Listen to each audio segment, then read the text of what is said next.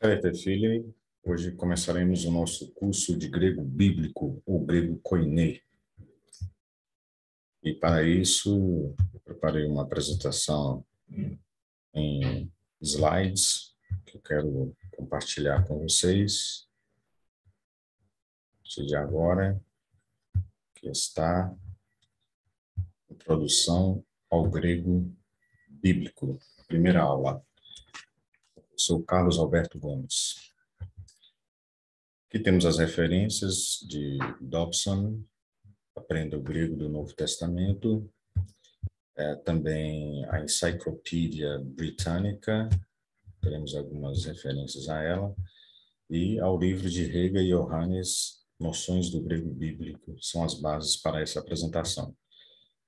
Introdução ao grego bíblico. O grego, em toda a sua diacronia, ou seja, em toda a sua história, é uma língua indo-europeia, ou seja, uma grande família, pertencente a uma grande família de línguas que vem da Índia até a Europa, como o nome já diz, indo-europeia, passando pelo Irã, o persa, por exemplo, é uma língua indo-europeia, o sânscrito, lá na Índia, a antiga, né? E o hindi, a língua falada hoje em boa parte da Índia, também é aparentada ao grego, assim como o latim, o armênio, as línguas germânicas, como o próprio inglês moderno, o alemão, dinamarquês, as línguas da Escandinávia, norueguês, feróico, islandês, enfim. As línguas bálticas, eslavas, como o próprio russo e tantas outras, servo, croata, o tcheco, o albanês, que não pertence exatamente, não tem derivações, mas se constitui uma família à parte, assim como o grego, e falado do lado, né, da Grécia, geograficamente falando, muito próximo da Grécia, assim como o macedônio, que é uma língua eslava. Também são todas chamadas línguas indo-europeias. O Kini, ou Koiné, ou Koiné, existem várias formas de pronunciar. A pronúncia moderna, ou erasmiana, é Kini, significa grego comum, que surgiu das conquistas helenísticas, do Império Helenístico de Alexandre o Grande, como aqui diz na enciclopédia britânica, Koine, the fairly uniform Hellenistic Greek spoken and written from the 4th century BC until the time of the Byzantine Emperor Justinian, mid-6th century AD. In Greece and Macedonia, parts of Africa and the Middle East. Então dá para perceber aí, traduzindo, né, o que está escrito em inglês aí nessa enciclopédia, que o grego helenístico era o grego do Império de Alexandre. Então, o grego levado, um grego comum, simplificado do grego ático, levado para essas regiões, inclusive da África e do Oriente Médio, por Alexandre Magno, suas conquistas, Alexandre o Grande. E é baseado no dialético ático. O dialeto ático é conhecido por ser a língua na qual foram escritos os clássicos gregos, da filosofia, da tragédia, da comédia, enfim, da poesia, os anagramas, toda essa produção chamada clássica. É dessa forma de dialeto, que havia 4 dialetos, na verdade, o ático, o dórico, o eólico e o jônico, mas o grego bíblico, ou koiné, ele se deriva do grego ático, cuja capital, Ático é da Ática, província grega, cuja capital é Atenas até hoje. E qual a vantagem de se saber o grego bíblico, de se estudar o grego bíblico? É porque o Novo Testamento, com exceção do livro de Mateus, foi escrito em grego koiné, nesse grego comum, que era conhecido das pessoas daquela época. E o Novo Testamento é uma coleção extraordinária de escritos, né? A palavra Bíblia quer dizer isso, livros escritos.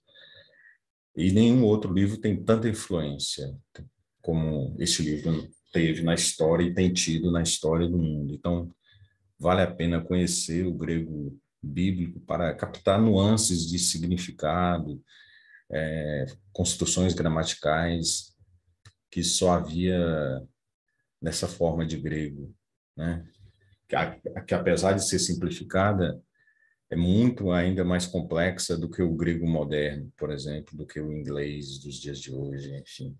É uma língua riquíssima, o grego, vocês vão ver durante o curso, e tem-se essa vantagem de se estudar o Novo Testamento grego para se aproximar mais do que os autores desses livros queriam dizer e, consequentemente, se chegar a traduções melhores para os dias de hoje.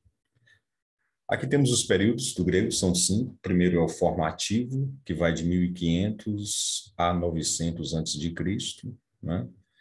E aí os autores aqui localizam 3 dialetos, outros falam de 4. Aqui eles dizem que são o dórico, o eólico e o jônico ático, formando um dialeto só. Lembrando que é do ático que deriva desse tronco, né, desse dialeto, que deriva o dialeto koiné, no qual foi escrito a Bíblia, o Novo Testamento da Bíblia, em sua maioria.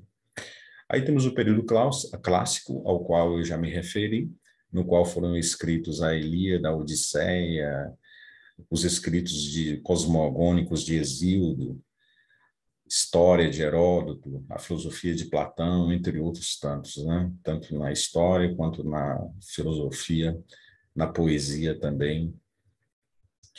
E o grego koiné é o terceiro período, já mais simplificado e feito assim para se levar para as regiões mais distantes do Império de Alexandre, iniciando em 330 AC, conforme aqui diz o texto, e terminando em 330 depois de Cristo. É o chamado grego koiné, ou kini, ou koiné, existem várias formas de pronunciar, que significa comum. A Septuaginta, aqui representada como LXX, em romano, né? 70, a tradução do 70, ou Septuaginta, ela foi escrita em grego koiné, para aqueles judeus da diáspora que moravam no Egito e que já não falavam mais, não entendiam mais o hebraico nem o aramaico e, portanto, precisaram de uma tradução para a língua que eles entendiam, que era o grego helenístico, esse grego imperial comum. Então, durante esse curso, a gente pode ver algumas passagens, sim, do Velho Testamento, porque a Septuaginta é a tradução do Velho Testamento para o grego, esse grego, o grego koiné. E também alguns escoliastas, ou seja, comentaristas da Bíblia, também utilizaram do grego koiné. De repente, a gente pode ver alguma coisa escrita por algumas passagens desses autores aí, os chamados escoliastas ou comentaristas da Bíblia.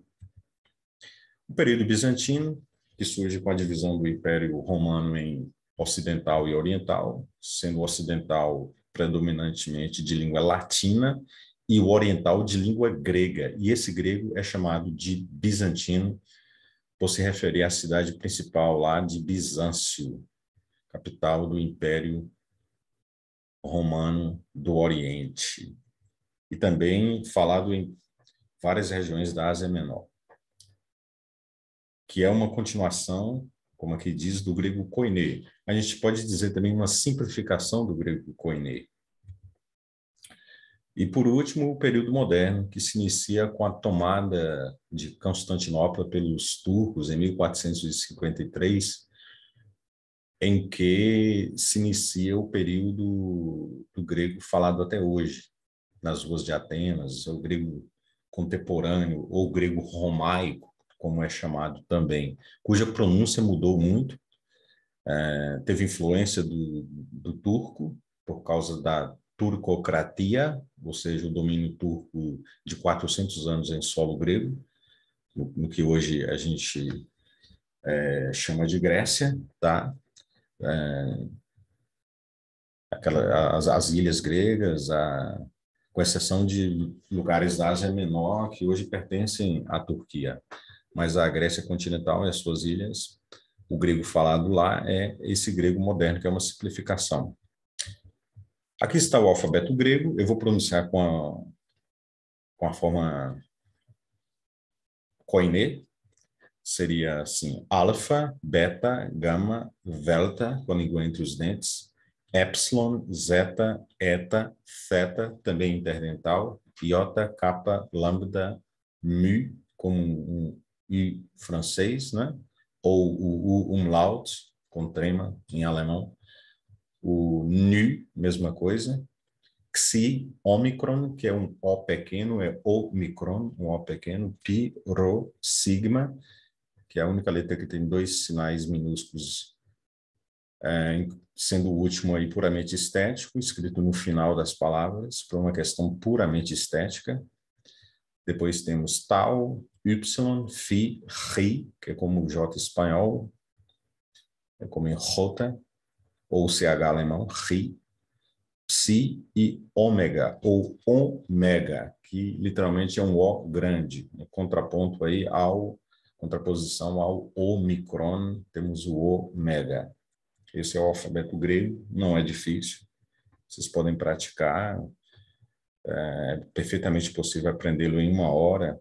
Eu sugiro que vocês escrevam os nomes de vocês com letras gregas, ou nomes de familiares com as letras gregas, para se acostumar com a escrita dessas letras que não são tão difíceis. Até porque o nosso alfabeto latino deriva do alfabeto grego, que por sua vez derivou do alfabeto fenício.